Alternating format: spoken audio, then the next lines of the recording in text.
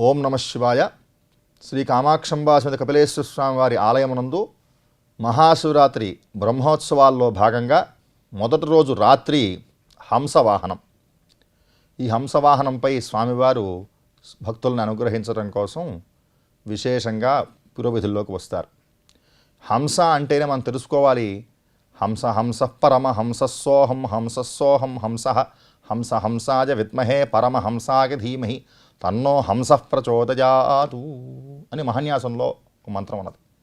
అటువంటి హంసవాహనంపై స్వామివారు అధిరోహించి దర్శనమిస్తారు భక్తులకు. ఈ హంసపై వస్తూ ఉంటే భక్తులకు కలిగేటువంటి విశేషాలు ఏంటంటే, హంస ఏ విధంగా అయితే పాలను నీళ్లను వేరు చేస్తుందో మనలోని అజ్ఞానాన్ని దూరం చేసి జ్ఞానాన్ని పెంచుతుంది.